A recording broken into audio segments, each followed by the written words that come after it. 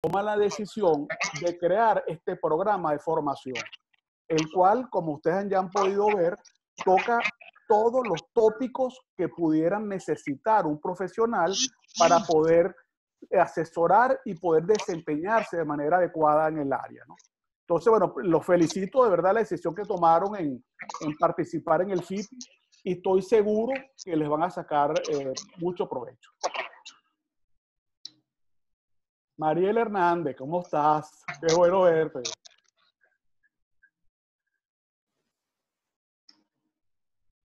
¿Tienes audio, Mariela? No se te escucha. No.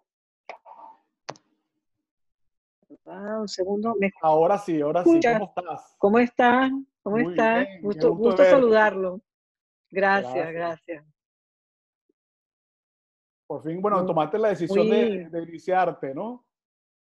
sí, no, y muy, ¿qué te puedo decir? Y lo he recomendado muchísimo porque muy actualizado, un nivel excelente. Estoy bien satisfecha de haberlo tomado. De verdad que sí. Qué bueno, qué bueno. Me alegro, Sí, Mariela, sí. que verte aquí, Mariela, porque de verdad que tú eres una persona emprendedora y que sé que le vas a aportar mucho al sector. Bienvenida. Gracias, gracias, gracias. Estoy aprendiendo todos los días un poquito más. Buenísimo. Esa es la idea, ¿no? De estar aquí. Sí, sí, Sí. sí. No, y Ana muy diligente, muy, de verdad que excelente profesional, Bueno, esa es la estrella excelente. de la cámara. No, sí, sí, de verdad que sí. Muy preocupada y actualizada. Y todos los temas, Alberto, realmente yo le comento a personas que conozco del área bancaria que ya no están ahí. Y la recomendación es, mira, hagan el diplomado porque vale la pena, te actualizas, estás al día en todo lo que es el sector país, porque el área inmobiliaria abarca todo, pues lo que es la construcción y de allí todas las áreas que están involucradas en el sector. Bien Correcto, interesante. es Sí, correcto. sí. Sí. Gracias por tu recomendación, porque tú fuiste que me dijiste que lo hiciera. Bueno, sabía que te iba a servir y sé que le vas a sacar Sí, mucho sí. provecho. Gracias, gracias, Bueno, bienvenida. gracias. ¿Alguien más o comenzamos la clase? Sí, buenas tardes. Buenas tardes. Por acá Luis Dorta. Hola Luis, ¿cómo estás? Excelente, gracias a Dios. Yo trabajo, bueno, estoy comenzando en el mundo inmobiliario. Estoy eh, como asesor inmobiliario en RE/MAX Premium. Ok, bienvenido Luis. Tengo apenas un mes y bueno, formándome cada día más y aprendiendo mucho del FIP, y la verdad, muy interesante y sí, desde que estoy comenzando veo las ventajas, ¿no? Que es estar en este curso. Claro. Bueno, tú sabes que nosotros yo tengo muchos años en esta actividad, ¿no? Yo comencé cuando tenía Ajá. 14 años y ya Wow. tengo unos cuantos años de eso, ¿no?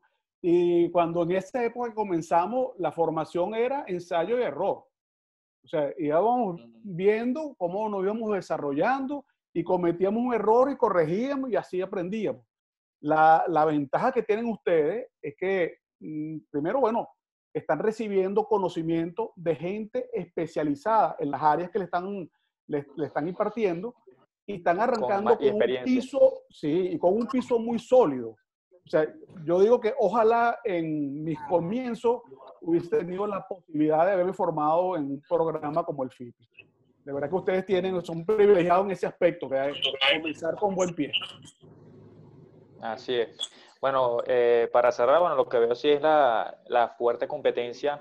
O sea, viendo lo positivo que acaba de decir, la contraparte es la competencia que ahorita en agentes inmobiliarios, la cantidad de oficinas y además la crisis que tenemos ahorita económica a nivel mundial asociada a esta pandemia, esta cuarentena, que ha puesto muy difícil o más complicadas las negociaciones que uno puede obtener en el mundo inmobiliario, ¿no? Sí.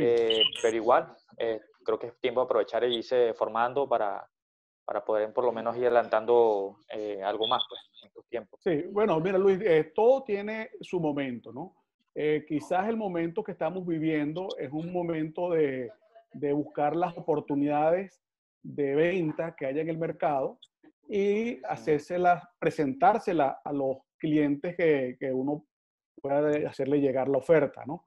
En otros momentos que hemos vivido, que donde el mercado primario está muy activo, bueno, son momentos de mercado de vendedores y se venden en cantidades importantes. En este momento, bueno, básicamente lo que está saliendo son oportunidades. Lo que tú ves es un precio por debajo de los precios promedio, digamos, precio de remate, y debes tener ya en tus manos algunas carteras de potenciales inversionistas que te lo puedas presentar y bueno, y aprovecha la oportunidad.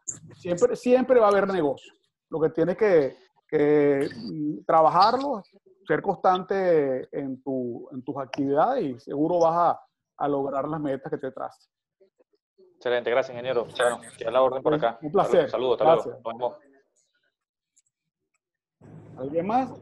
Sí, ¿cómo estás, Alberto? Vladimir Troya. Hola, Vladimir, ¿cómo estás?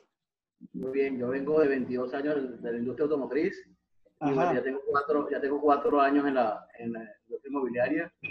2 de ellos en RIMAX Caproinco. Bueno, excelente, gracias a Dios, aprendiendo todos los días y también brindando esos conocimientos que vamos tomando a los que están comenzando. Esa es la idea. Claro, claro, por supuesto. Tienes 4 años en la actividad inmobiliaria y los 2 primeros años, ¿con quién trabajabas? Trabajé con una constructora que se llamaba QIB Construcciones, que creó la inmobiliaria y yo fui una parte de ese equipo iniciador, ¿no? ¿Quiénes son los dueños de la empresa, la constructora? Edison Quintero, que es el de M. Panco.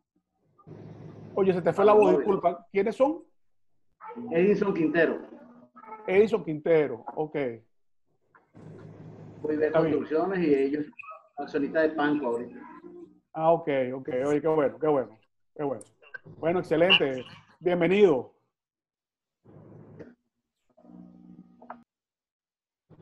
¿Hay alguien más? Bueno, creo que no. Vamos entonces a comenzar.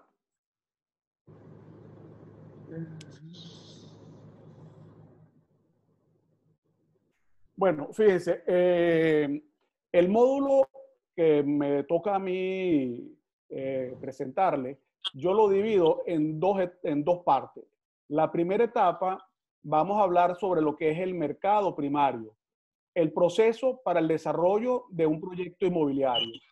Y la segunda parte, que la vamos a ver el martes de la semana que viene, son los conceptos económicos aplicados al sector inmobiliario. Perdón. Fíjense, quisiera hablarles primero de algunos conceptos muy básicos, pero que son importantes para que podamos entender de lo que estamos hablando. Cuando hablo de mercado primario, me estoy refiriendo a aquellos proyectos inmobiliarios, bien sean de índole residencial, comercial, industrial, turística, asistencial, que estén en proceso de construcción y que utilicen como medio para colocar su inventario las preventas. ¿Y por qué las preventas? Porque todavía no tienen el certificado de culminación de la obra, es decir, no tienen la habitabilidad y todavía no pueden transferir la propiedad a nivel de registro. Entonces, todo este conjunto de propiedades es lo que denominamos mercado primario. El mercado secundario y reventa es lo que son los inmuebles que ofertan los propietarios de forma directa o a través de una empresa inmobiliaria o un asesor inmobiliario. El otro término importante que hay que manejar es lo que es el promotor inmobiliario o desarrollador inmobiliario.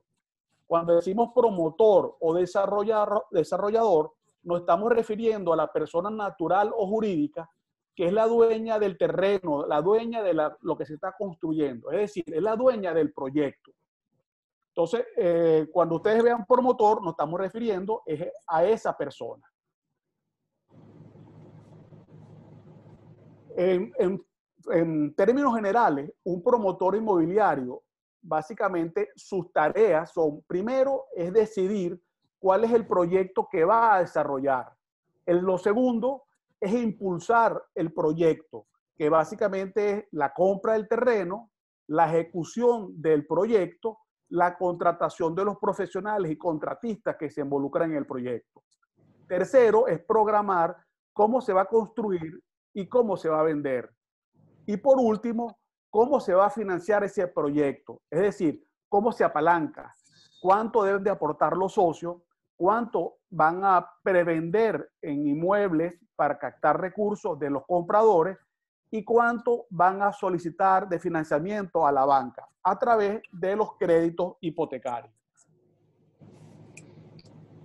Viendo un poquito más en detalle los puntos que vamos a ver más adelante, que vamos a desarrollar, la secuencia del proceso del proyecto inmobiliario comienza cuando un promotor inmobiliario se le ocurre la idea de desarrollar algún proyecto, algún tipo de producto. Dentro de esos tipos de productos, que lo vamos a ver más adelante, él empieza la búsqueda del terreno conjuntamente con una empresa inmobiliaria que tiene que tener el uso específico en el terreno que se adapte al producto que él va a desarrollar. Las distintas ofertas que recibe por parte de la empresa inmobiliaria de los distintos terrenos, el promotor hace un análisis de cada uno de ellos para ver cuál de esos terrenos es el que más les conviene. Y en paralelo le solicita a la empresa inmobiliaria que realice un estudio de mercado de la oferta y de la demanda de la zona. Con toda esa información, el promotor inmobiliario termina tomando la decisión de qué terreno va a comprar. El promotor inmobiliario contrata a un arquitecto que conjuntamente con la empresa inmobiliaria definen cuál es el proyecto de arquitectura. Hay un error que he visto durante mi trayectoria en el sector, que tú ves productos que no están apegados a la demanda del mercado. Y es porque el promotor no involucró desde el diseño a un experto en el mercado, a un inmobiliario. Entonces, básicamente una decisión de lo que el promotor le gustaría hacer, lo que el arquitecto cree que se debe hacer, pero que muchas veces están acertados con el mercado, pero en otras oportunidades están divorciados de la demanda del mercado. Por eso es que es muy importante que cualquier promotor tenga a la mano a un experto inmobiliario. El arquitecto se encarga de elaborar el proyecto y los cómputos métricos. Le entrega ese proyecto y cómputos métricos al área de ingeniería para que pueda elaborar el presupuesto de la obra, el cronograma de ejecución y el flujo de caja de cómo van a ser los egresos y cómo se va a financiar mes a mes el proyecto. La empresa inmobiliaria define las políticas de venta y las condiciones de ventas. El promotor, conjuntamente con el área de ingeniería, programan la obra. El promotor estima la rentabilidad y el apalancamiento del proyecto y define el esquema organizativo de la empresa promotora. La promotora con el área de ingeniería inician la construcción y el promotor, conjuntamente con la empresa inmobiliaria, en el momento que estén dadas las condiciones, inician la preventa.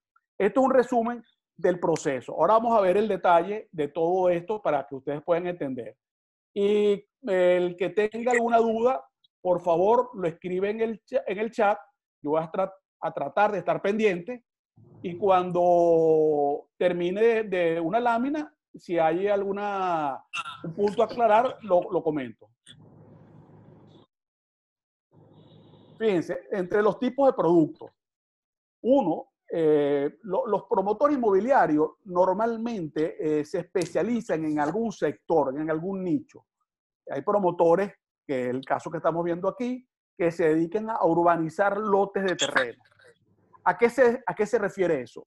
Bueno, básicamente son extensiones grandes de terreno que no tienen el equipamiento urbano, no tienen los servicios, que no tienen aún las variables urbanas fundamentales en cada uno de los espacios, sino que es un lote de mayor extensión que básicamente lo que tiene definido es cuánto es la densidad de habitantes por hectárea. El promotor, en este caso, lo que hace es que busca a un urbanista, un arquitecto urbanista, para que conjuntamente con la información que le suministra la alcaldía del PEDUL, que son básicamente los requerimientos que se necesitan para poder hacer un parcelamiento, es decir, una urbanización en ese lote de terreno, debe de contar. Entonces, ahí es donde comienzan a definir cuáles serían las áreas verdes, las áreas deportivas, las áreas escolares, las áreas asistenciales, y después que tiene definido las áreas de equipamiento urbano, comienza a definir las áreas de venta, que son las áreas comerciales y las áreas residenciales. De acuerdo a la ubicación del terreno, a las zonas adyacentes, hay terrenos que tienen un carácter más comercial que residencial, otros que viceversa, lo contrario, son más de carácter residencial. Y bueno, hay que hacer un mix entre lo que la zona debería demandar y lo que permite la ordenanza construir. Una vez que se tiene ese plano de la urbanización, eso se aprueba ante la alcaldía municipal y se prepara luego el documento de parcelamiento que viene a darle partida de nacimiento al urbanismo y a cada una de las parcelas. A partir de ese momento es que el promotor puede vender o desarrollar las parcelitas individuales. Otro de los nichos de mercado es el desarrollo de proyectos residenciales. Valencia o Carabobo es considerada una zona de promotores mayoritariamente de índole residencial. La fortaleza de los promotores en el estado han estado durante los últimos años en este nicho de mercado, construyendo casas, townhouses o edificios de apartamentos de interés social de clase media o de lujo. Otro de los nichos es centros comerciales. Hay centros comerciales vecinales o de servicio, centros comerciales regionales, como el caso del Sambil o de Metrópolis. Están los mini locales, como el caso de La Primera Parada, los Gran Bazar que desarrolló el Grupo Fernández. Están los standalone, que es el caso de centros comerciales, comercio como el de Farmatodo. Están los locales comerciales individuales que uno ve cuando circula por la avenida Cedeño, por la avenida Andrés Eloy Blanco, y está también el mercado de oficinas.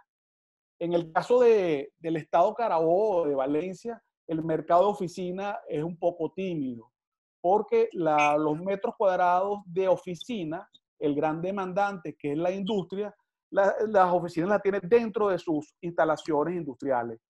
A diferencia del caso de Caracas, que Caracas, el mercado de oficina es un nicho muy importante. Tenemos los proyectos turísticos, que ahí comprenden desarrollos hoteleros, de posadas, o edificios de apartamentos, casas o townhouse para la segunda vivienda recreacional de playa, montaña y campo. Tenemos los proyectos asistenciales, que son consultorios médicos, odontológicos o clínicas. Proyectos industriales, galpones para almacenamiento, fabril o mini galpones. Esto es un nicho que también Valencia, por ser la zona industrial de Venezuela, ha tenido sus momentos de auge. En este momento, por la situación económica del país, bueno, hay una caída en el caso de los nuevos proyectos a desarrollar. Ya claro, con el uso que le queremos dar al terreno, de acuerdo al producto, comenzamos con la selección del terreno. Lo primero que tenemos que definir cuál es la zona que queremos estar ubicados. Y siempre tomando en cuenta el uso que le vamos a dar al proyecto. O sea, que la tierra tenga el uso adecuado para ubicar el proyecto que quiero desarrollar. Considero las estrategias del retorno a la inversión, porque el proyecto puede ser que voy a construirlo para la venta, o básicamente lo quiero para la renta, o lo quiero para mi uso particular. Entonces, de acuerdo a eso, también tengo que estar claro en la ubicación del terreno.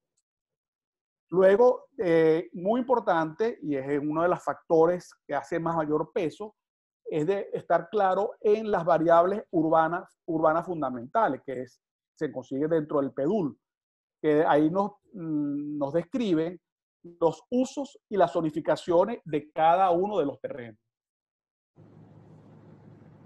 Vale la pena acotar que si las variables urbanas permiten una mejor y una mayor explotación del terreno, el mercado permite pagar un precio mayor sobre el mismo, porque se va a obtener una mayor rentabilidad. Como variable de estimación del valor del terreno, los promotores inmobiliarios utilizamos dos métodos. Uno es el método comparativo del mercado y el otro es el del potencial del terreno. El primero, que es el método comparativo o de mercado, bueno, básicamente es hacer un paneo de los precios de venta de los distintos terrenos y hacer un comparativo. O sea, que el terreno lo están vendiendo en $350, el otro en 280, yo conseguí uno similar en $100 el metro cuadrado, definitivamente que me dice que es una buena oportunidad. Y el otro es el del potencial del terreno, que este es el que más utilizamos los promotores. Y de entre estos dos tenemos el método residual y el método inductivo. El método residual permite estimar el monto total del espacio construido que potencialmente se puede edificar en un terreno. A su vez, está en función de la densidad, altura y porcentaje de construcción que autorice la norma. A partir del valor máximo de venta que puede soportar un lote, se puede entonces deducir el precio del suelo. Está fuertemente influido por la reglamentación urbana, es decir, depende de la construibilidad o edificabilidad de que la autoridad municipal permita al propietario del uso y de los costos constructivos y precios de venta. Bueno, esto en resumen, lo que quiere decir es que de acuerdo a lo que yo pueda hacer en el terreno, eso tiene más o menor valor, que es lo que le decía anteriormente. Si en el terreno yo puedo construir solamente una casa y el del terreno yo puedo construir un edificio de 8 plantas, aunque los dos terrenos tengan la misma medida, definitivamente en el terreno que voy a tener una mayor producción de metros cuadrados, el terreno tiene que valer más. Entonces, bueno, eso es más o menos lo que se resume en lo que explica este concepto. El método inductivo permite calcular el valor máximo del terreno partiendo de la información de los indicadores de metros cuadrados construibles, a su vez en función de la densidad, altura, porcentaje de construcción que la norma urbanística autorice, y aplicando un factor de incidencia que se obtiene la estimación acertada de cuál es el precio. A diferencia del otro, básicamente el promotor, por su experiencia, tiene unos porcentajes de tolerancia de la incidencia del valor del terreno. Es decir, en un terreno comercial, yo digo que no voy a pagar más de entre el 15 al 20% de los metros cuadrados que en él pueda sacar. Entonces, en función de eso, yo tengo un rango de mínimo y máximo que voy a pagar por el terreno. Para ver cómo ejecutamos estos dos conceptos o estas dos metodologías, lo primero que hacemos es que nos vamos al plan de ordenamiento urbanístico local, que básicamente es la ordenanza municipal, que ese lo conseguimos en los municipios respectivos. Aquí les estoy mostrando, esto es la Gaceta del PEDUL del municipio de Valencia. Específicamente aquí vemos desde la parte baja Lomas del Este y la parte alta ya vendría siendo la zona de Prevo y de la mano derecha la zona del Trigal, la Trigaleña, ¿no? Entonces, bueno, con este plano, básicamente uno ubica el terreno, uno ve dónde está ubicado el terreno y de acuerdo al color y a la textura de la imagen, uno se va a las leyendas y ahí va a poder ver cuál es el uso y la zonificación del terreno. Supongamos que el terreno que yo estoy buscando es un color marrón intermedio y yo veo ya que es un AR7 multifamiliar, me voy para la Gaceta para ver qué significa un AR7 multifamiliar. Y no sé si ustedes vieron esta materia, pero bueno, las zonificaciones en el caso residencial van desde un AR1, que es unifamiliar, hasta un AR8 multifamiliar. En el caso comercial va desde C1 hasta C3. En el caso de las zonas industriales va desde el Z1 hasta Z3. Y así, cada uno tiene unos mayores porcentajes de construcción. En el caso del ejemplo que les quiero compartir, es un terreno que tiene 5.760 metros cuadrados, tiene unos linderos de frente de 120 metros por laterales de 48 metros. Cuando voy a la ordenanza y busco lo que significa AR7, el terreno que tiene un R7, C2, entonces veo que me dice, primero me dice, es un AR7, desarrollo multifamiliar, que se puede combinar con comercio C2. Entonces, es decir, en ese terreno yo tengo la posibilidad de construir o un edificio residencial o un comercio C2 o combinado un AR7 con C2. Entonces, la otra información que me da me dice que la densidad poblacional son 1.100 habitantes por hectárea y un dormitorio para cada 40 metros cuadrados. Porcentaje de ubicación máxima, 25%. Porcentaje de construcción, 220%. Una altura libre, retiros de frente 6 metros, laterales 4, fondo 5. Estacionamiento, un vehículo por vivienda. Y el C2, los parámetros que me dice, perdón, déjame mover esto de aquí. Los parámetros me dicen que el porcentaje de máxima ubicación es el 40%, el porcentaje de construcción 50%, una altura máxima de 2 plantas y estacionamiento, un vehículo para cada 45 metros cuadrados de local. Esa información la llevo para una hoja de cálculo donde con los datos del terreno le aplico las variables de la ordenanza. Y empiezo a ver que me dicen, bueno, primero, habitantes en el proyecto, 1.100 habitantes por hectárea. Entonces quiero determinar cuántos habitantes puedo yo ubicar en mi terreno. Entonces hago una regla de 3. Los invito a que, si tienen papel y lápiz, por favor, lo escriban. Van a colocar 1.100, yo puedo ubicar 1.100 habitantes, la rayita, ubico 10.000, perdón, si 1.100 personas lo ubico en 10.000 metros, en 5.760 metros, que es el área de nuestro terreno, ¿cuántos habitantes puedo ubicar? Multiplico los 5.760 por 100 y lo divido, perdón, por 10.000 y lo divido entre los 1.100. Y les va a dar 634 habitantes. Voy a repetir nuevamente la fórmula, ¿no? Es una regla de 3. ¿Qué digo? Si en 10.000 metros puedo ubicar 1.100 habitantes, en 5.760 metros, ¿cuántos habitantes ubico? Multiplico 5.760 por 1.100 y lo voy a dividir entre los 10.000. Y les arroja 634 habitantes.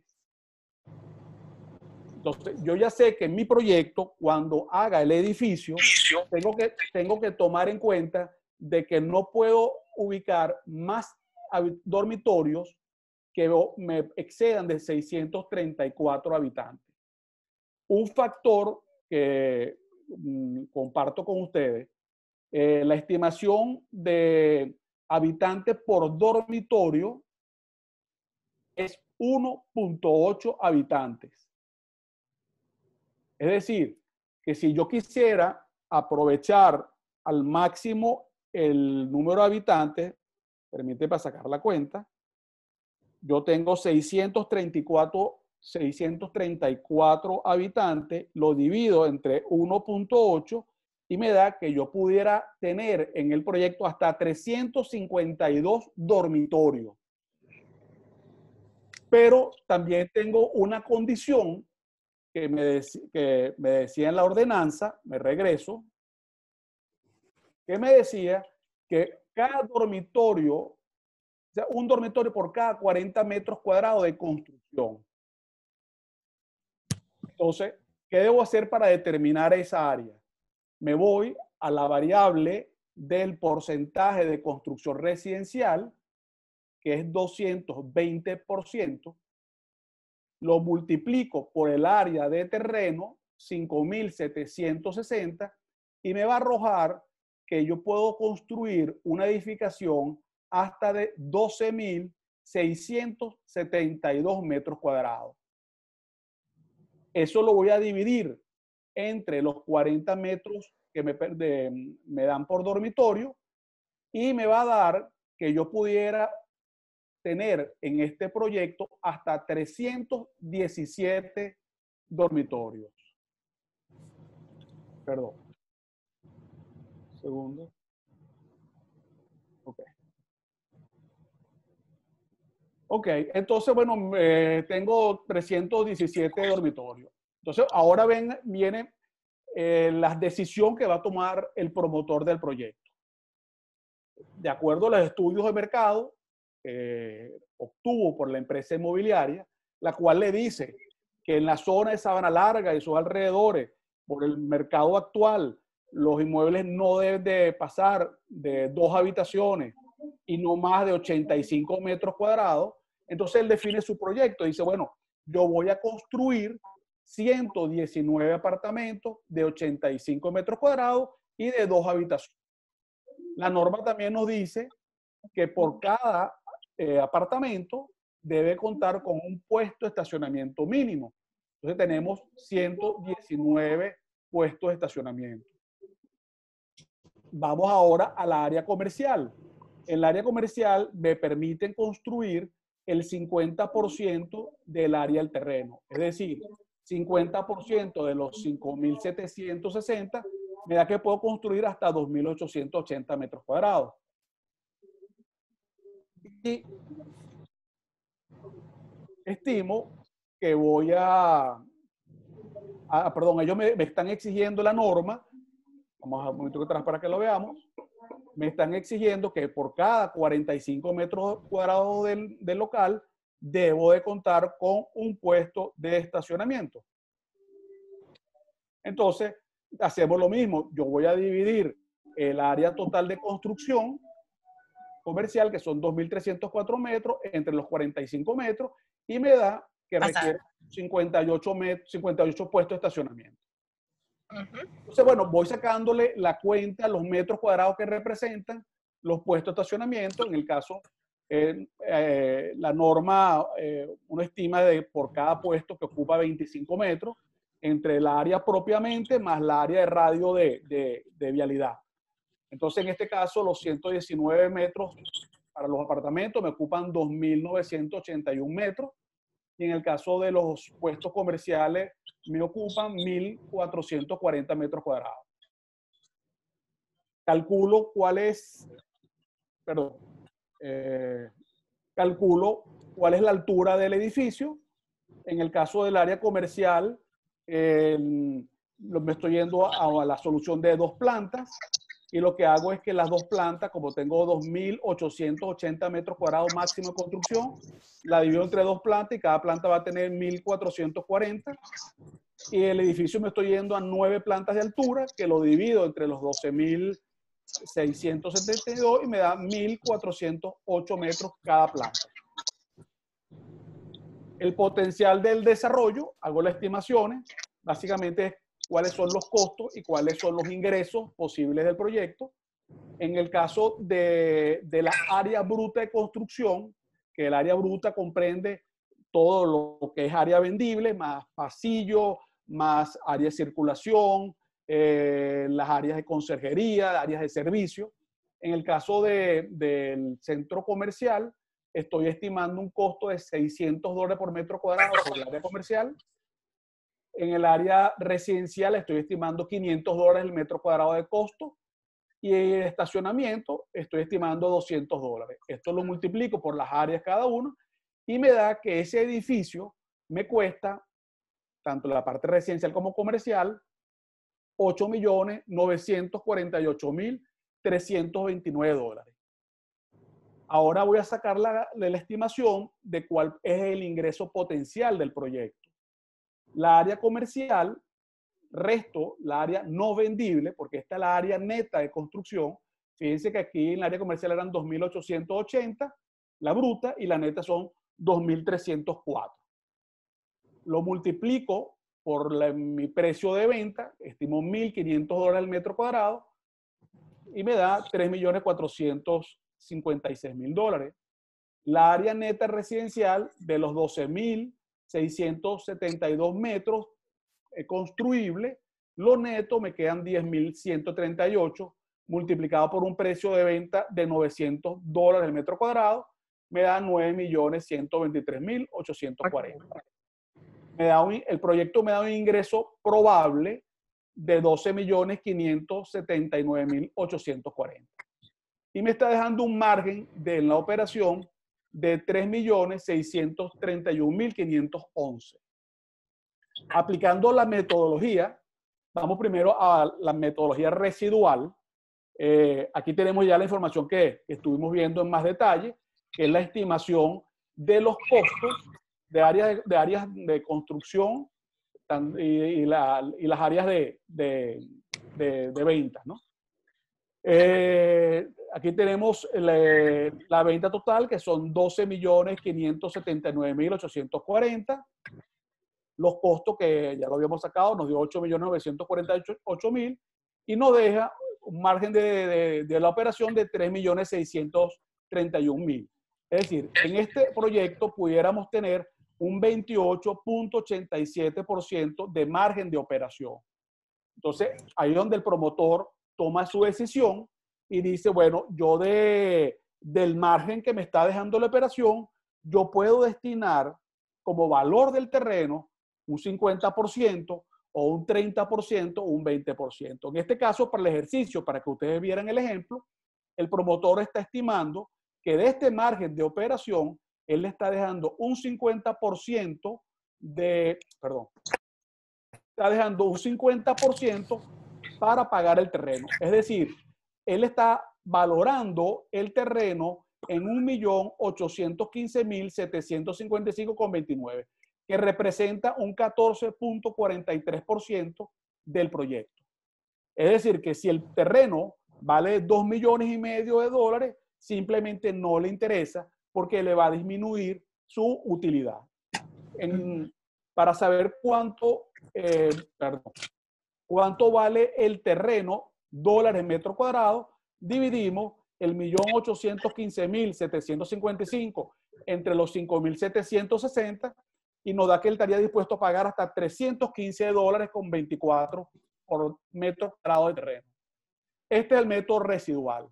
En el caso del método inductivo, este es el que más utilizamos los promotores, básicamente nos vamos a lo que es la área productiva. O sea, en este caso, hacemos todas las estimaciones, como ya lo vieron, de cuántos metros cuadrados de construcción comercial salen, cuántos metros de construcción residencial obtenemos, cuál es la área neta y cuánto nos queda, ¿no? En este caso, ya nos vamos que el valor total, o sea, el ingreso total de este proyecto proyectado me da 12.579.840.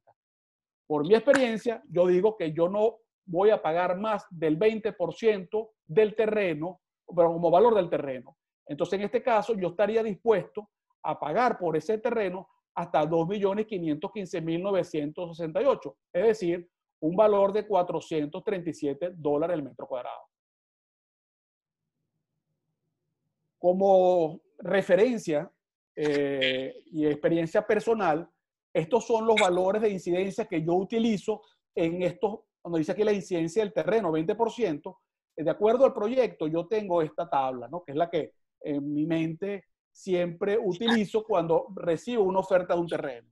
Si el terreno es para destino de uso residencial, para el estrato de interés social, que es hasta 8 salarios mínimos, yo no pago más de un 3 o un 4% por el valor del terreno. Cuando es un residencial hasta 15 salarios, no pago más de un 3, un 6 y a un 10% del total de los ingresos. Cuando es un proyecto residencial de lujo, no pago más de un 10 a un 12% de los ingresos que va a arrojar el proyecto. Y cuando es comercial, no pago más de un margen entre un 15 a un 20% de los ingresos totales del proyecto. Yo quisiera saber si hay alguna duda al momento.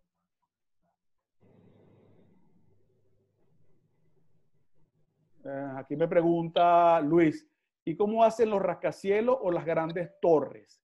Bueno, Luis, vamos, son varias cosas, ¿no? Lo primero con este tema es las variables. Si la variable te los aguanta, bueno, tú vas a hacer tus metros cuadrados que te permiten. Como tú viste, las variables urbanas te definen el porcentaje de ubicación y el porcentaje de construcción. Hay casos de zonificaciones. Por ejemplo, nosotros tenemos un proyecto que tiene 10.000 metros que está frente a la variante de San Diego, en la zona de Naguanagua, frente a la Universidad de Carabobo. Y ese terreno tiene altura libre, pero no significa que yo pueda hacer 50 pisos, porque tengo una limitación que son los porcentajes de construcción. Entonces, de acuerdo a los porcentajes de construcción y a las alturas que yo le quiera dar, a las áreas que le quiera dar a cada una de las plantas, me va a dar una altura limitada siempre.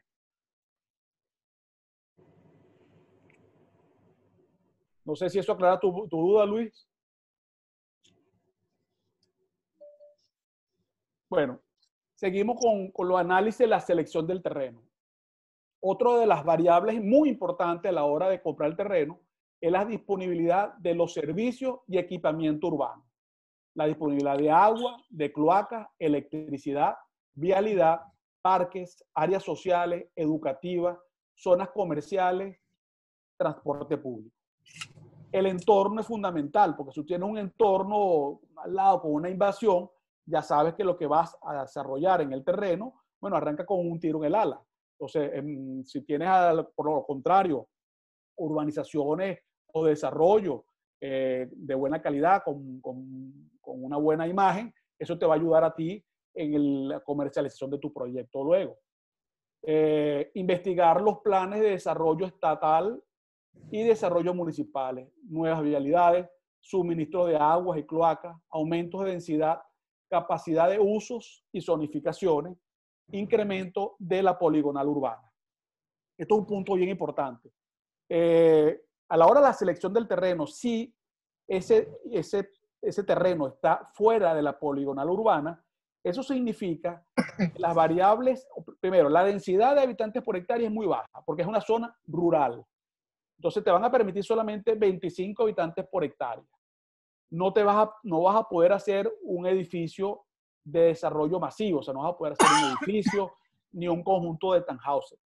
Segundo, la permisología no es ante la alcaldía municipal, sino ante el Ministerio de Ambiente. Y eso es bastante engorroso lograr esa permisología. Entonces, terreno que esté fuera de la poligonal urbana está muy bien para hacer un desarrollo de mini finca, de lotes de mayor extensión, algo de eso, perdón.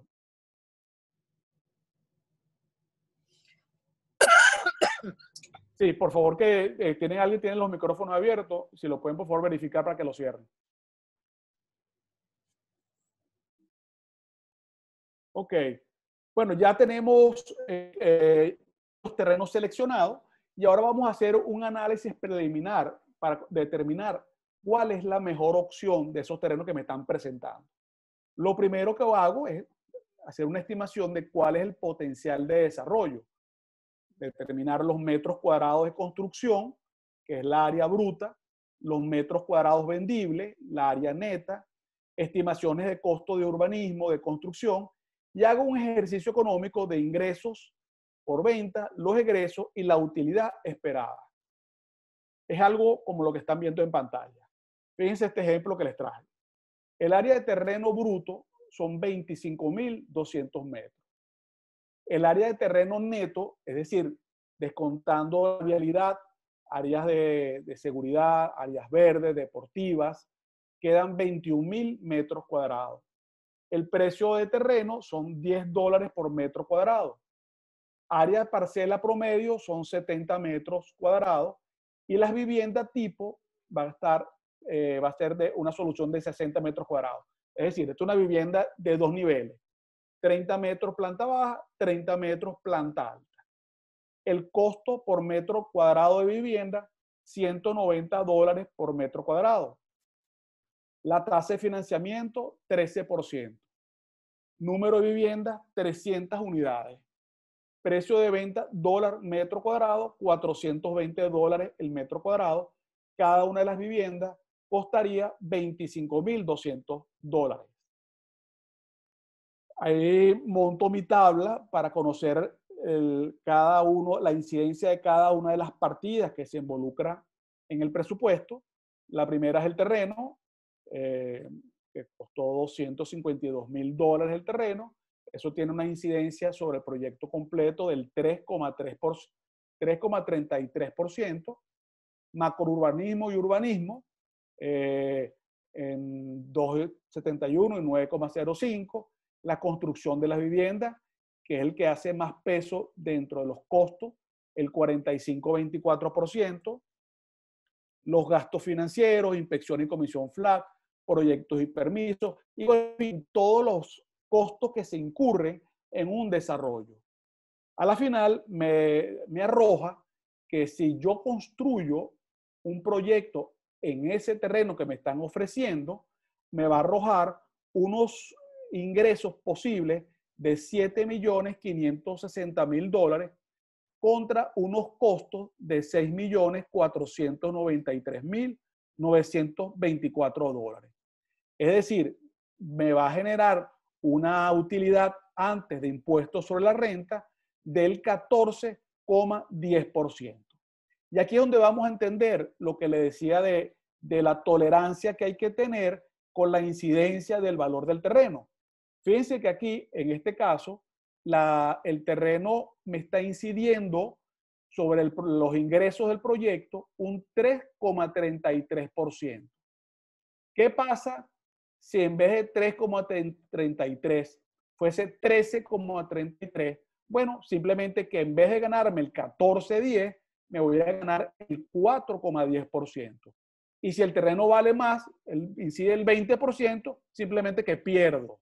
Entonces, por eso el terreno es muy importante de que tenga unos márgenes máximos de precio. Si alguien tiene una duda con este punto, ok, entonces continúo. Sigo con el análisis preliminar. Otro punto muy importante son los aspectos legales del terreno. Hay que verificar muy bien la titularidad, ver quién es la persona que compromete la venta del terreno, revisar la tradición legal, incluso si es posible, pedir una certificación de gravamen para ver la titularidad actual del terreno, que no tenga ninguna medida de prohibición de venta o enajenación o no tenga constituida alguna hipoteca sobre el terreno.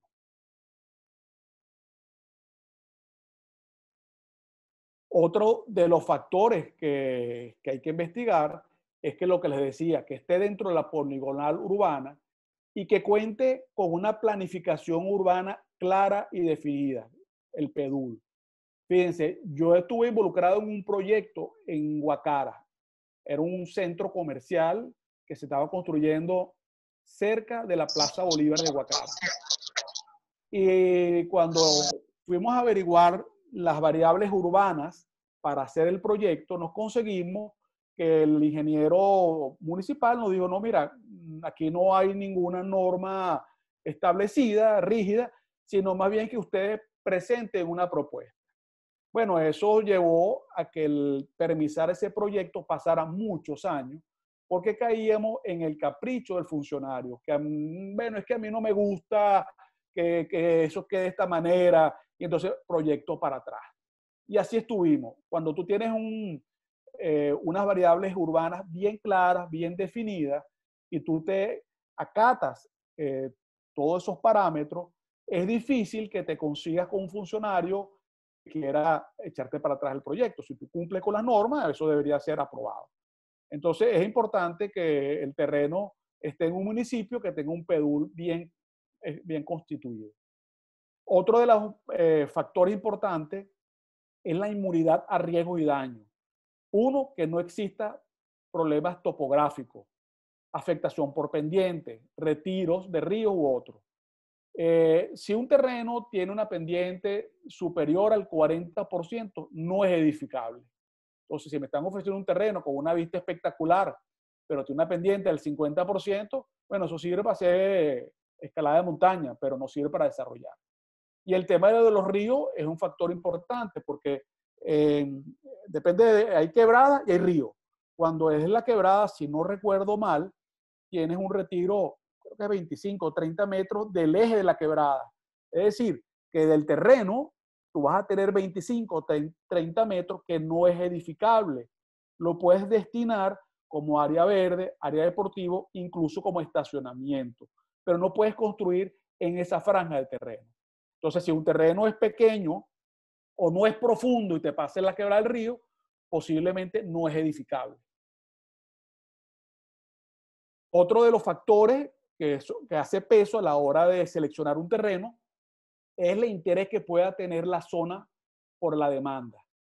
Que la zona sea segura, que tenga servicios públicos confiables, calidad de los colegios, calidad de los vecinos, estatus social, una zona que sea de moda, nuevas edificaciones, buena planificación urbana, buen paisajismo, que la alcaldía sea eficiente y que sea impuestos municipales razonables, que estamos viendo ahorita una voracidad fiscal impresionante y hay municipios que de verdad desmotivan al promotor desarrollar cualquier cosa en su municipio.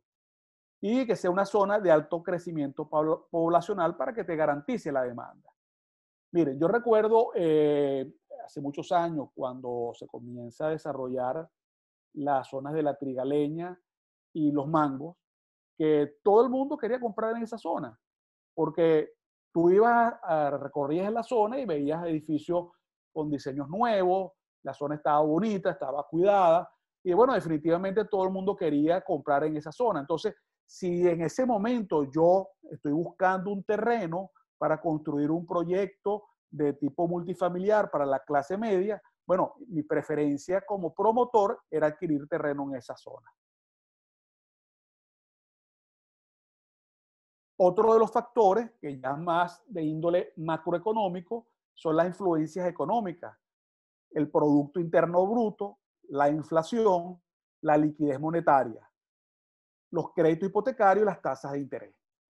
En el sector inmobiliario, cuando el Producto Interno Bruto está en crecimiento, es el momento idóneo para iniciar cualquier proyecto inmobiliario, porque eso significa que el país está creciendo económicamente, hay mejores empleos, mejor capacidad de pago, hay menor nivel de endeudamiento y por consiguiente hay más posibilidades de una demanda efectiva.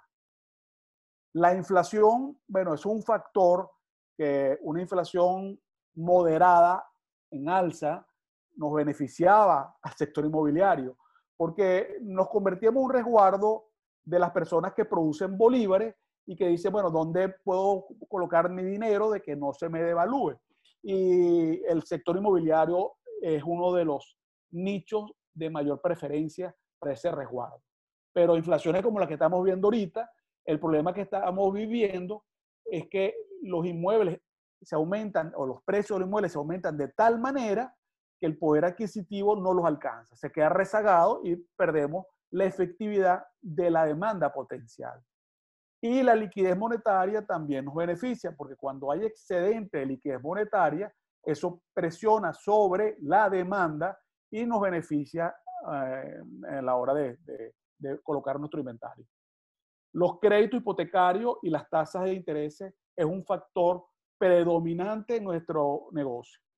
Cuando no hay crédito hipotecario y no hay tasas de interés, pasa lo que estamos viviendo ahorita.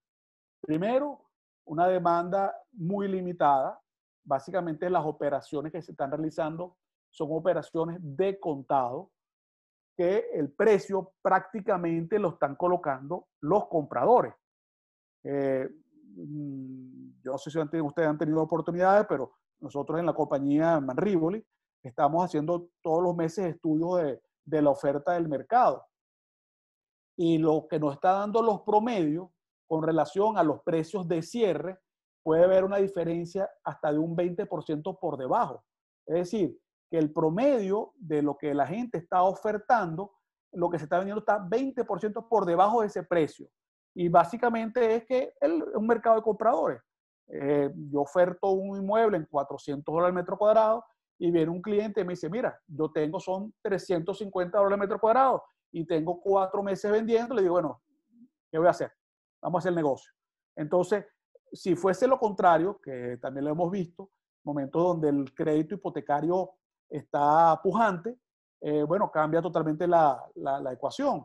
Porque una persona, en el caso de una preventa, él puede hacer una reserva con un 10% del valor del inmueble, se le en un periodo de 18, 24 meses, le das para que pague el resto de la inicial, que es un 30% del total, o sea que él pagaría 20% en 18 o 24 meses, y el 70% es financiado con un banco, a 20 años, 25 o 30 años. Entonces, inmediatamente la demanda potencial se incrementa y nos permite poder vender a los precios cónsonos con los costos.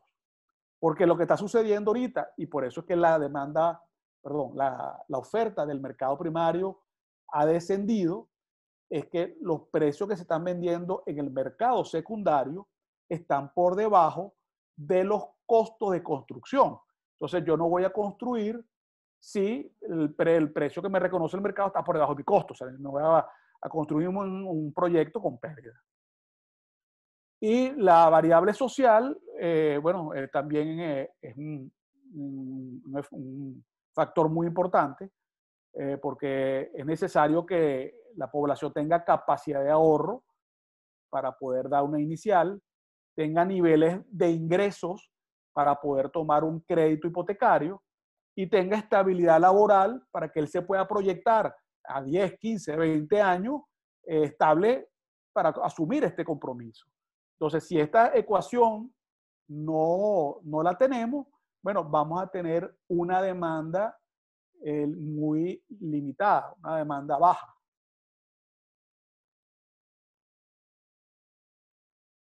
Otro de los factores que hay que también tomar en cuenta a la hora de seleccionar el terreno son las variables gubernamentales. Que el terreno no sea objeto de una expropiación por obras públicas, esté afectado por el trazado del ferrocarril o de unas avenidas, autopistas, cualquiera de estos factores que hay que averiguarlo previamente, ¿no? Y también hay que consultar la permisología, tanto ambiental como municipal. En grosso modo, vamos a decir que la manera de visualizar el análisis preliminar, primero hay que ver la dinámica competitiva de la zona, ver cuál es la metamorfosis también de la zona y la inercia de la ciudad, y luego ver el momento macroeconómico para determinar si es oportuno la compra de ese terreno. En paralelo, mientras estamos haciendo todos estos análisis para la selección del terreno, la empresa inmobiliaria nos está levantando el estudio de mercado y nos averigua quiénes habitan la zona, o sea, quiénes viven en la zona, cuántas familias hay, cuál ha sido el crecimiento poblacional de la zona anualmente, de qué edades son y qué nivel socioeconómico son los habitantes de la zona.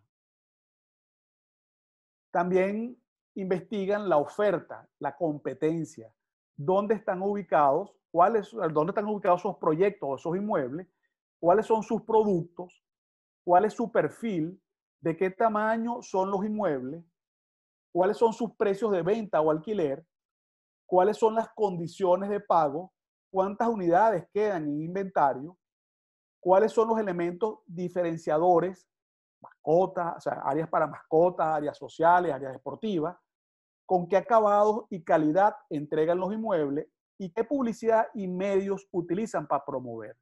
Esto, con esta información, nos va a permitir muchas cosas. La primero es ver si el proyecto que yo tengo en mente se adapta a la zona de acuerdo a la población existente. O sea, si está en el estatus socioeconómico que yo estoy persiguiendo.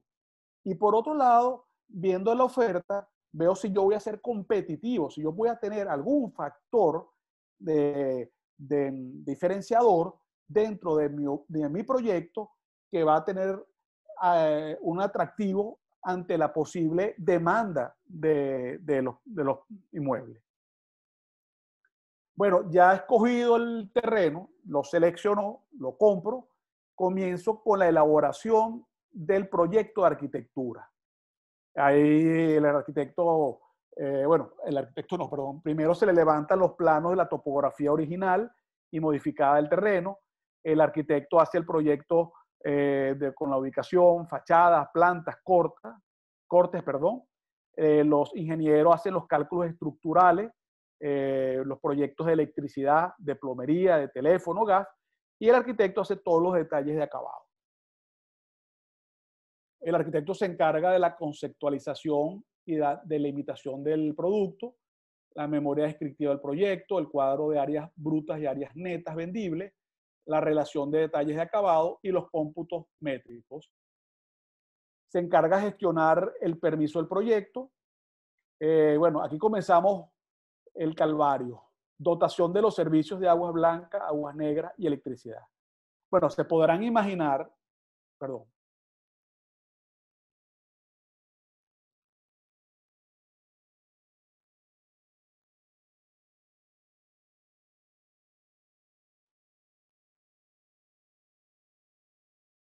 Ok, perdón, hay una pregunta que no había visto en el chat, me disculpo.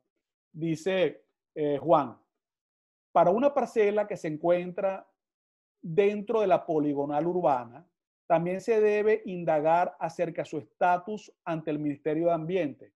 Bueno, fíjense, el proyecto se permisa ante la alcaldía municipal, bien sea el Departamento de Control Urbano, Desarrollo Urbano o de Ingeniería. Pero hay un permiso, que casualmente lo estamos viendo ahorita en la lámina, que es el permiso del estudio de impacto ambiental que lo aprueba el Ministerio de Ambiente. En el caso de un proyecto fuera de la poligonal urbana, la alcaldía no aprueba el proyecto, sino lo aprueba el Ministerio de Ambiente. En este caso, si está dentro de la poligonal urbana, el único permiso que tiene que otorgar el Ministerio de Ambiente es el impacto ambiental. Bueno, de todos modos, déjenme terminar con lo de la dotación y sigo con el impacto ambiental. Bueno, imagínense ustedes que ahorita como estamos, tenemos escasez de agua, limitaciones con el tema de la electricidad, y yo salgo a hacer un proyecto nuevo y voy ante estas instituciones a solicitarle que me den dotación de agua o de electricidad. De entrada te dicen, no hay. Entonces, bueno, si es el caso de las aguas blancas, la opción que te queda es tratar de conseguir agua con un pozo profundo. Entonces, bueno, haces tus estudios, haces tu ubicación del pozo, la perforación. Si consigues el agua, bueno, simplemente le pides a Hidrocentro que te dé una certificación que no te van a dar servicio de agua y tienes que, en este caso, permisar el pozo ante el Ministerio de Ambiente. Aguas negras, bueno, en el caso si tienes sistema de cloaca cerca, no tienes inconveniente en pegarte a las cloacas.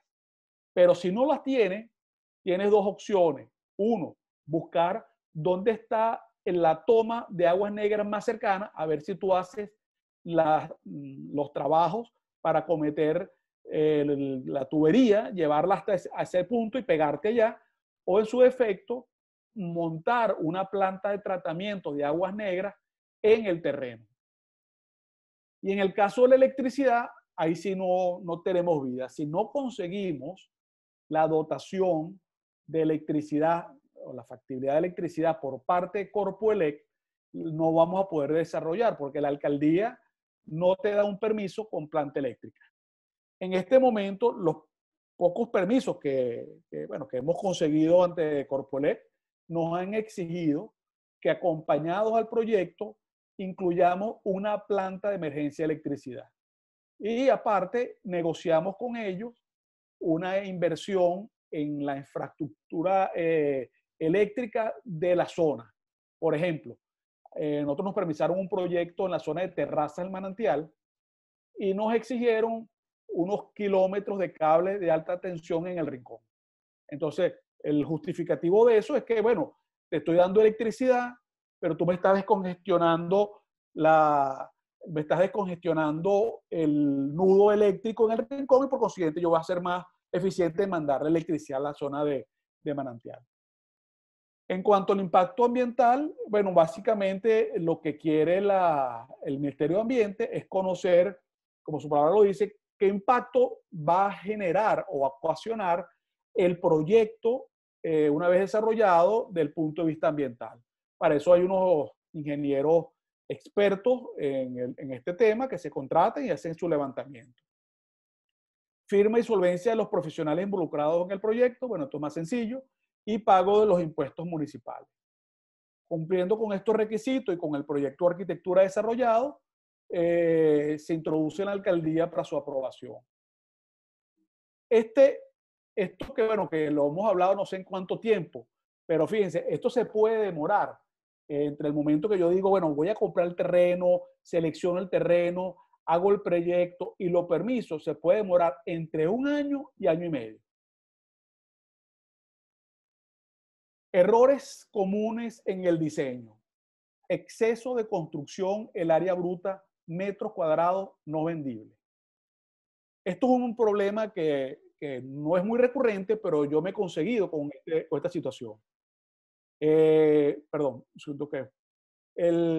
Imagínense un proyecto donde las áreas vendibles sean pocas y las áreas brutas sean mucho. Simplemente porque cuando tú haces la ecuación, no sé si se fijaron en la tabla, cuando yo hago la ecuación de cuánto voy a vender dólar metro cuadrado, es por mi área vendible. Pero el costo completo de la construcción lo voy a pagar por los ingresos que voy a tener del área vendible. Entonces, si yo tengo un edificio, para poner un ejemplo, que son 10.000 metros cuadrados de construcción, y de eso solamente voy a vender el 50%, es decir, voy a vender 5.000 metros cuadrados, el costo de los 10.000 metros cuadrados, yo tengo que calcularlo en los 5.000 metros. Por consiguiente, voy a tener un costo por metro cuadrado muy alto y por consiguiente un precio de venta por metro cuadrado muy alto que posiblemente me salgo del mercado. Entonces, la relación entre área bruta y área vendible tiene que ser lo más cercano. Y eso es una de las razones, si ustedes se fijan, por ejemplo, cuando yo construyo una casa, yo la casa la vendo toda, o sea, hasta el alerito que le tiré de volado al techo, eso lo meto yo entre mis metros cuadrados vendibles. Yo construí la casa y fueron 320 metros y yo vendo 320 metros cuadrados de casa. La vendo toda. Pero cuando hago un edificio, entonces el edificio tengo la conserjería, los salones de fiesta, tengo el hall de entrada, la área de vigilancia, los pasillos, la área de la fosa de los ascensores, cuarto de máquina, las terrazas, la azotea, estacionamientos, todo eso lo construyo, pero no lo puedo vender. Entonces, todos esos metros cuadrados, yo tengo que trasladarlo al área vendible para poder recuperar esa inversión. Entonces, en este caso, lo que les quiero transmitir, que en nuestros negocios, no siempre sacando el máximo provecho de metros cuadrados construibles, significa que es más rentable el proyecto. Porque quizás esos metros cuadrados máximos construibles me obligue a desarrollar muchos puestos de estacionamiento que no me generan ingresos. Posiblemente incluso tengo que irme a hacer sótanos, que son excavaciones con muros de contención en las paredes, que es muy costoso. Entonces, mejor posiblemente digo, bueno, en vez de hacer 500 apartamentos, de repente hago 300 y hago un estacionamiento a nivel de planta baja, que me sale mucho más económico y a la final me es más rentable. Otro de los proyectos que he visto es que densifican mucho un terreno. O sea, el número de unidades que ubican en un terreno. Uno ve unos terrenos totalmente construidos con una cantidad de metros cuadrados que no lo hace atractivo. Sobreexplotar los metros cuadrados de construcción, sobredimensionar el tamaño de las unidades, muy grande. Sí, porque a veces la norma, cuando uno hace el cálculo, y fue el ejemplo que les puse en el caso del cálculo de la metodología para determinar la incidencia de los terrenos.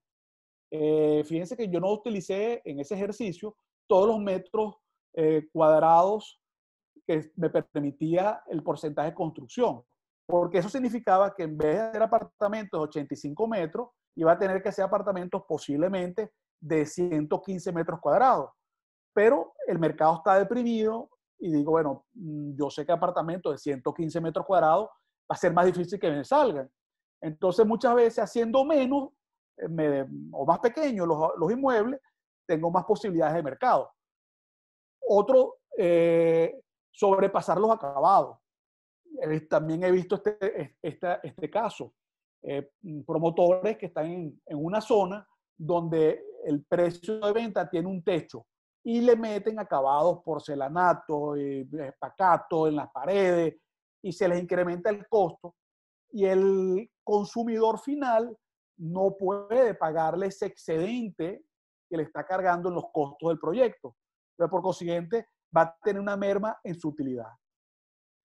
Y por último, ubicaciones no compatibles con el target del proyecto.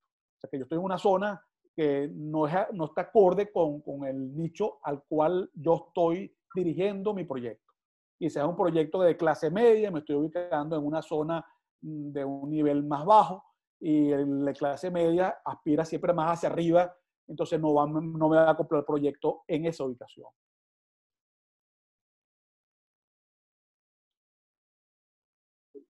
Proyecto de arquitectura después de la pandemia.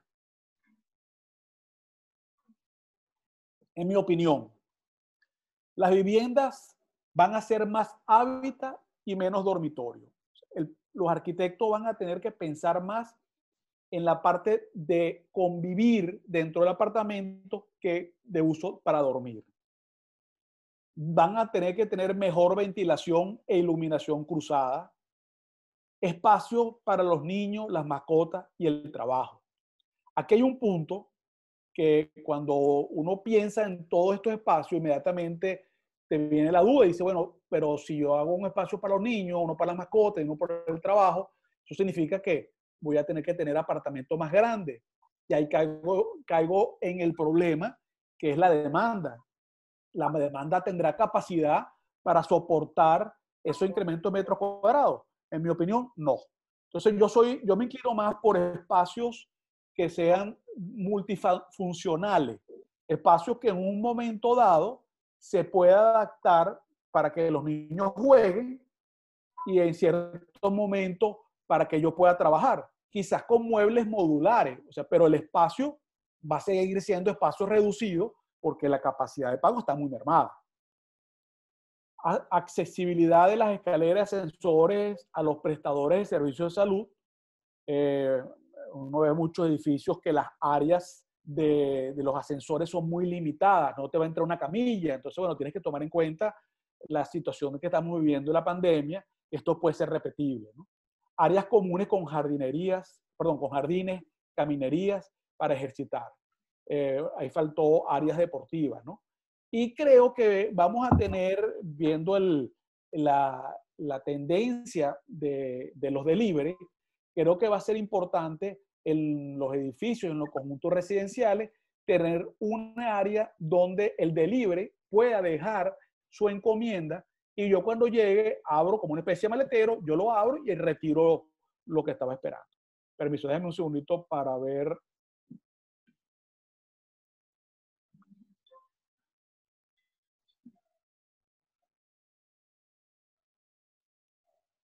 Aquí pregunta Juan.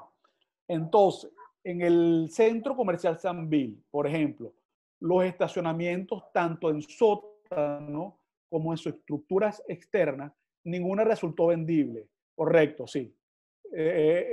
Juan, para quedar claro, lo que es área vendible, en el caso del Sambil, son aunque no son vendibles, ahí son alquilados, ¿no? Pero vamos a decir, la área que te genera ingresos son los locales comerciales. En el caso de los centros comerciales, bueno, los estacionamientos, primero son una necesidad. Si no tienes puesto estacionamiento, no hay vida. O sea, el centro comercial fracasa seguro. Y lo otro, bueno, que tiene, en el caso de los centros comerciales, tiene la posibilidad de cobrar. Y con eso, bueno, te ayuda a paliar un poco los gastos de seguridad y de mantenimiento del centro comercial. Pero cuando te vas a una solución residencial, no, ahí no tienes posibilidades de alquilarlo. Pues. Los puestos de estacionamiento son privados, entonces no vas a tener esa posibilidad. Formulación económica. Con los costos de obra, costos administrativos y financieros, elaboramos el presupuesto. Ese presupuesto se lleva a un cronograma de obra. En la práctica, ¿qué es lo que se hace? Tengo el presupuesto partida por partida, movimiento de tierra, obras preliminares, estructura, talla, y vas todas las partidas. Y la vas a colocar en un cronograma en tiempos. En el momento, en el mes de septiembre, arranco con el movimiento de tierra y eso me va a tomar en septiembre y octubre. En noviembre arranco con las obras preliminares. En diciembre es un mes muerto, son nada más como 10 días de trabajo, no programo nada, sino entonces después en enero, y ahí voy. Y ahí yo hago mi cronograma de obra, que depende del tamaño, es decir, el volumen de la obra, puede tomarse 18 meses, 24, 30 o más tiempo, meses.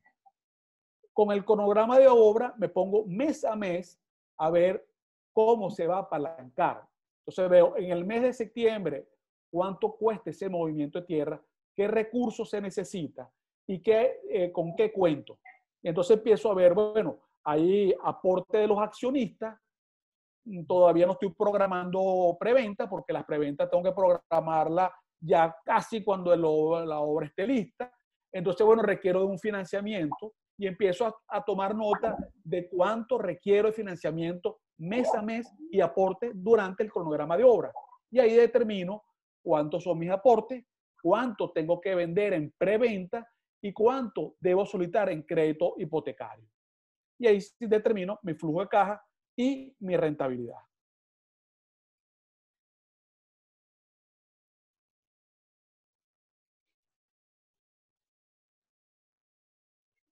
Los ingresos efectivos que vienen dados por los aportes de accionistas y los productos de la preventa, la reserva y cuotas mensuales, los egresos efectivos, que son los gastos operativos y las compras de materiales e insumos, cuando hago una comparación de los ingresos menos los egresos, ahí veo mes a mes si mi flujo de efectivo está excedentario o deficitario.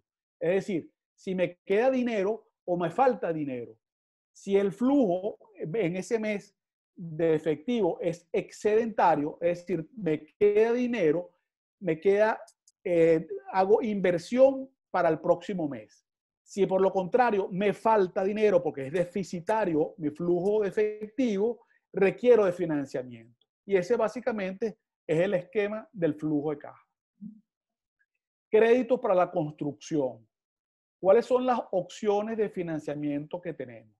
Tenemos por un lado el financiamiento interno, que viene dado por dos opciones. Financiamiento inducido, que es el que obtenemos de contratistas y proveedores. Cuando yo le pido a uno de mis proveedores, mándame arena, y esa arena se la pago a 30 días, o el de la cerámica, hago una programación de pago a 60 días. Lo segundo, fideicomisos con preventa. En Venezuela no estamos acostumbrados a esta modalidad, pero en muchos países se abre un fideicomiso, un escrow account, donde el dinero de las preventas va a esa cuenta, yo no la toco hasta que no cumpla con unas metas.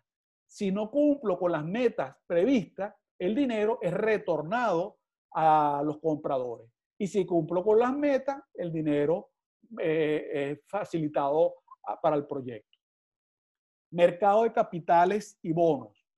Bueno, en este momento, para partir del 2 de julio, la Superintendencia de Valores promulgó una gaceta donde está estimulando a las pequeñas y medianas industrias a emitir oferta pública de valores para captar recursos para sus proyectos.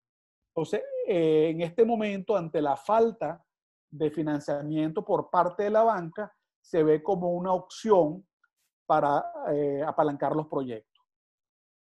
Y luego tenemos el otro esquema que es autofinanciamiento, que básicamente es el producto de las preventas, las reservas y las cuotas especiales y las reservas, cuotas especiales y cuotas mensuales. Y el aporte de los propietarios.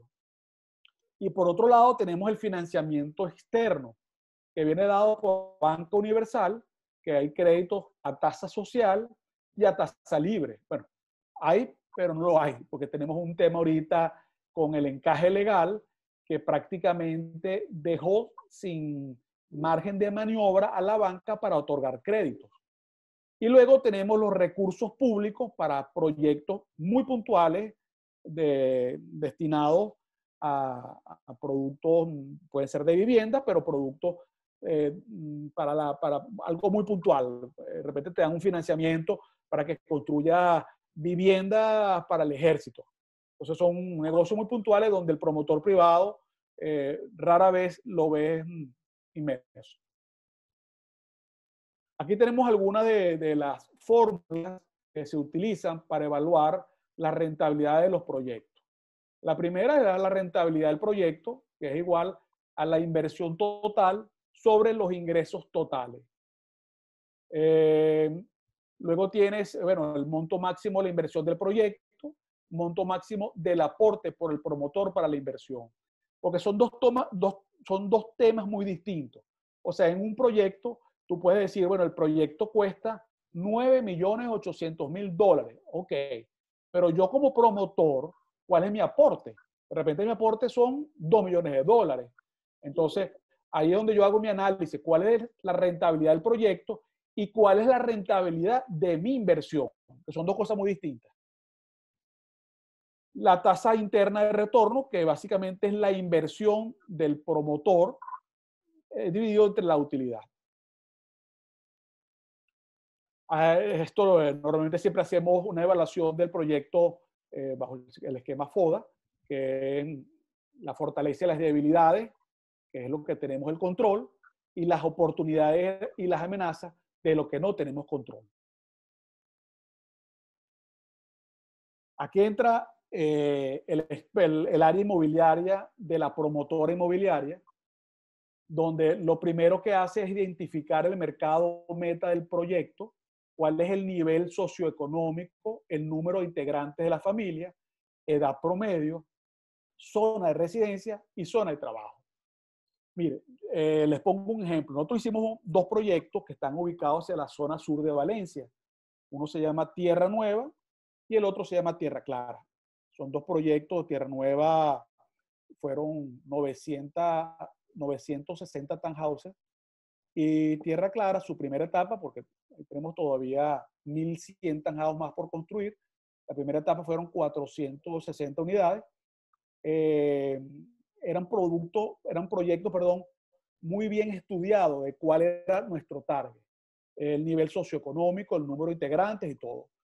Cuando hicimos el proyecto, estamos definidos para llegarle a familias jóvenes, parejas con un hijo, edades promedio entre los 24 y 32 años, que su zona de trabajo era el perímetro de la zona municipal sur y municipal norte. Entonces, con esa información que nos permitió, bueno, dirigir nuestra publicidad y nuestra promoción hacia esa zona. En vez de yo estar gastando real en radio, en prensa, yo lo que hacía era que me iba a las industrias y le ofrecíamos nuestro proyecto, nos les pedíamos que nos permitieran hacerle presentación a todos los empleados. Entonces nos íbamos a Protinal, nos sentábamos en una hora determinada que nos daban, nos íbamos con los asesores de venta y las personas interesadas de Protinal iban a auditorio y presentábamos los pros y los contras del proyecto, cómo comprar, cómo utilizar en ese momento la política habitacional, y al final terminábamos con unos 10, 15, 20 compradores, ¿no? Entonces era un mercadeo y una promoción dirigida a nuestro mercado meta. Determinar el precio de venta o alquiler y condiciones de pago, precio de venta, monto de la inicial y plazo de pago, cuál es el monto de la reserva, de las cuotas mensuales, de los giros especiales. ¿Y cuál monto dejamos a la protocolización? ¿Cuál sería el crédito, la tasa de interés, las cuotas mensuales y cuál es el nivel de ingreso que requiere el comprador para optar por ese crédito? Dentro del marketing plan tenemos que tener organizado todas las unidades del proyecto a vender. Tenemos que asignar las nomenclaturas a cada una de las unidades, determinar su ubicación, metros cuadrados, distribución y comodidades y detalles de acabado. Proyectar el ritmo de venta. ¿Qué significa esto? Quizá en este momento uno no le conseguiría mucho sentido, ¿no? Pero en momentos donde el mercado es un mercado de vendedores, que contamos con crédito y que hay un mercado dinámico, tú tienes que tener mucho cuidado con el ritmo de venta en preventa. Muchos de los proyectos en Valencia que fracasaron es que porque el ritmo de venta fue muy acelerado. Vendieron prácticamente todo el inventario durante la construcción. Y eso es fatal, porque cuando tú cuando tú prevendes un inmueble, tú fijas el precio de una vez. No tienes posibilidad de variación. Mientras los costos de la construcción sí te están variando todos los meses. Entonces, si tú no tienes un inventario importante con el cual puedas respaldar cualquier variación inflacionaria, tu proyecto corre el riesgo de poder fracasar. Y eso en un momento vimos muchos proyectos en la zona del Parral, de Valle de Camoruco, que quedaron, bueno, a media, tuvieron que después negociar con los compradores que les restaron un acabado para poder entregar los apartamentos. Entonces, en este negocio, el ritmo de venta es muy importante. ¿Y qué es lo que nosotros normalmente hacemos? Bueno, número uno, vemos cuál debería ser la fecha o el momento oportuno de poder iniciar la preventa. Y en función de eso, empezamos a hacer una estimación de cuánto es el máximo que vamos a vender mes a mes. Y si en un momento dado nos excedemos de esa cuota del mes que tenemos establecida, tenemos dos alternativas a decidir. Número uno, parar la venta por el mes y esperar el siguiente mes. O número dos, seguir vendiendo el inventario, pero con un precio superior al que vendimos anteriormente. Porque una cosa es el inventario que yo no tengo comprometido, yo sí puedo estar haciéndole los ajustes de precio que quiera. El otro punto es definir las políticas de incremento de precios de venta. Bueno, esto básicamente se refiere, hay un micrófono abierto, sí, por favor alguien lo revise.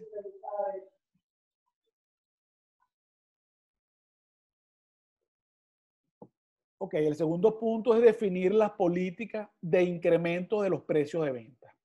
Tú tienes que buscar una manera que los inmuebles que aún no tienes comprometido, indexarlo con algo. En este momento es obvio que la indexación es con el dólar y por eso llegamos a la solución que tenemos ahorita, que estamos vendiendo en dólares. Pero en otro momento, donde el bolívar estaba estable, bueno, buscamos indexarlo era con la inflación. Pero sí, siempre tienes que tener definido cómo vas a indexar y cuál va a ser tu política para incrementar el precio de venta de los inmuebles que aún no has comprometido. Coordinar la elaboración de los contratos de promesas bilateral de compra-venta contratar y entrenar al personal de ventas. Definir la estrategia promocional de acuerdo al mercado meta del proyecto, contratar la elaboración de los artes publicitarios, logotipos, render, tour virtual, página web, redes sociales, crear o contratar los servicios de un software de gestión inmobiliaria, CRM, para llevar el contrato de los contactos de clientes, demostraciones, seguimiento, cobro y pagos de comisiones. Perdón, voy a un momentico el chat.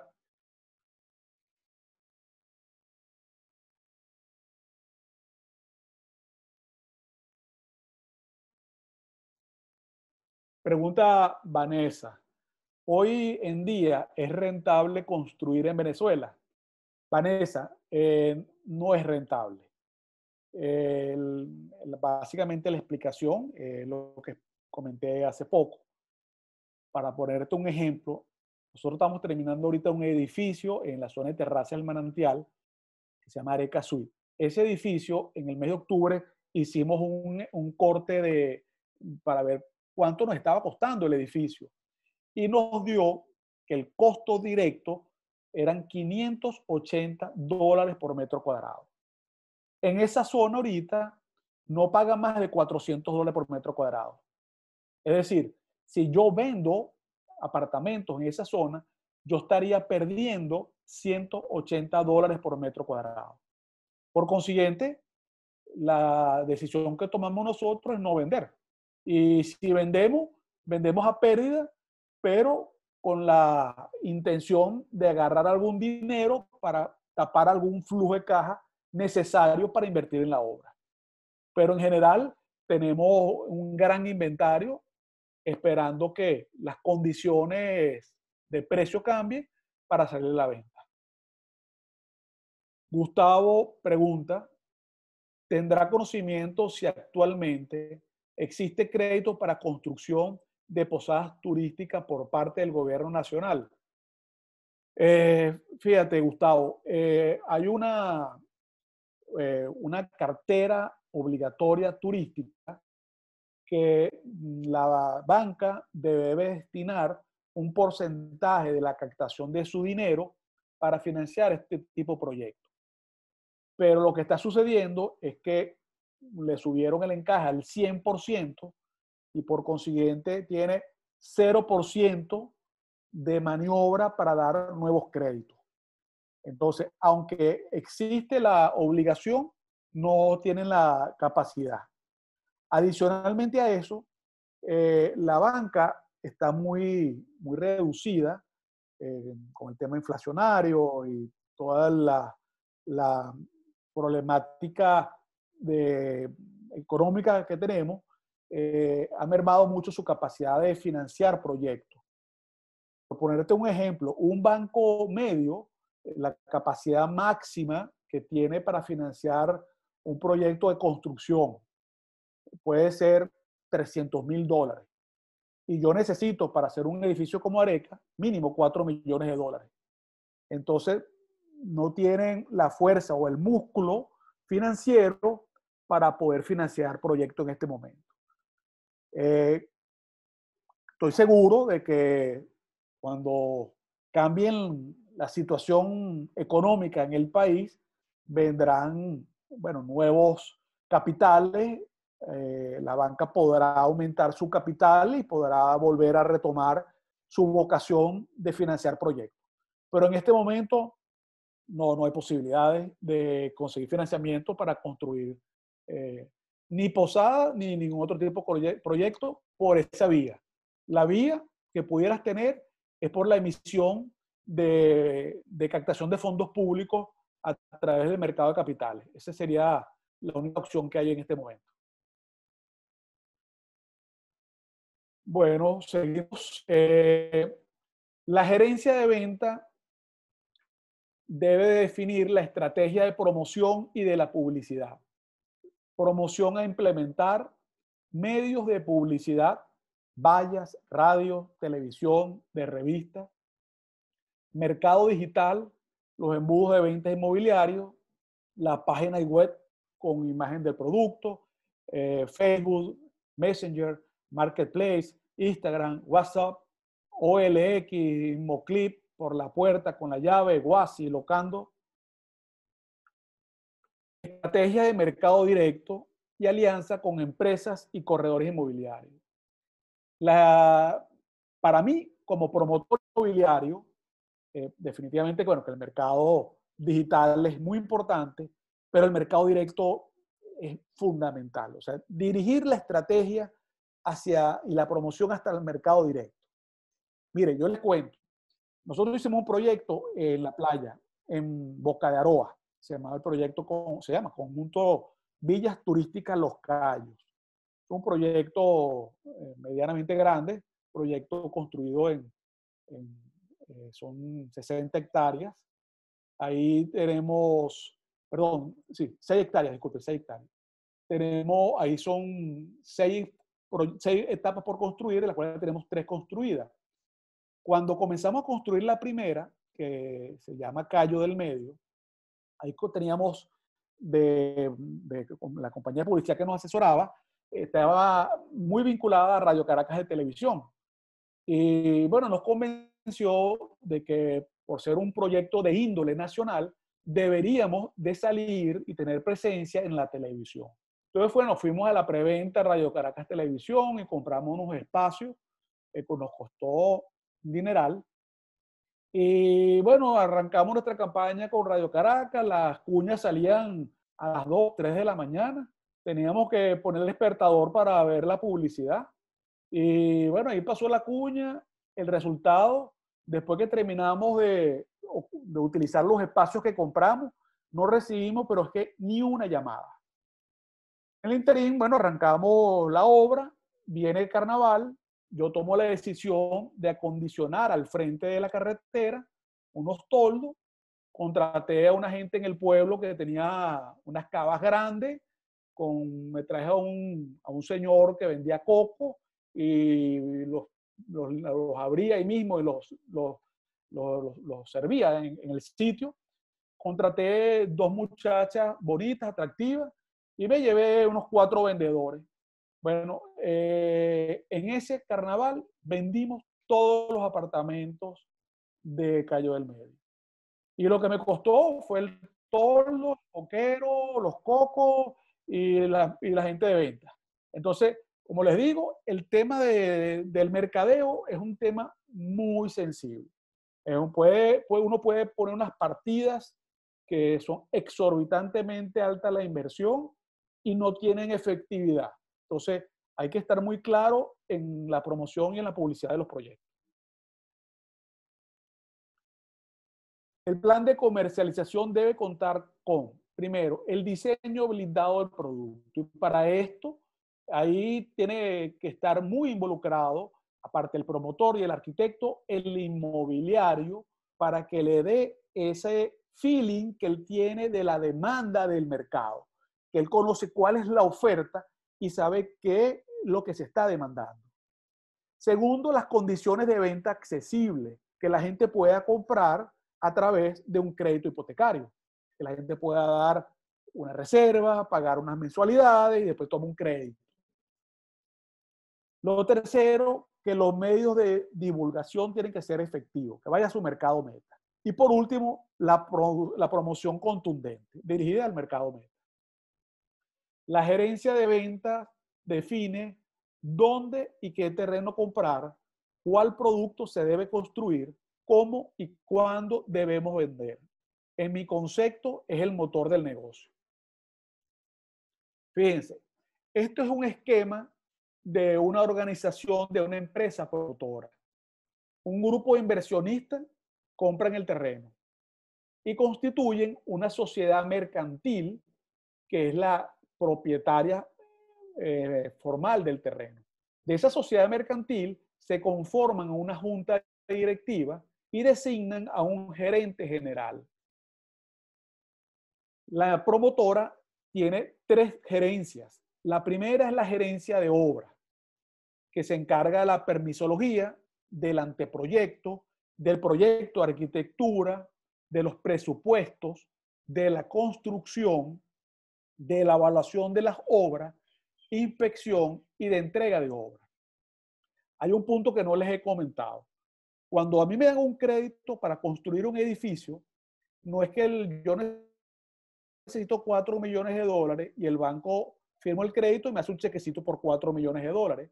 El crédito me lo van haciendo desembolso de acuerdo al avance de obra. Es decir, si yo avanzo el 10% del edificio, me dan el 10% del crédito después de que yo avancé. Y así vamos. Entonces, se requiere tener una infraestructura de personal calificado para que pueda ir presentando esas evaluaciones de los avances de obra. La gerencia de obra se puede manejar de dos maneras.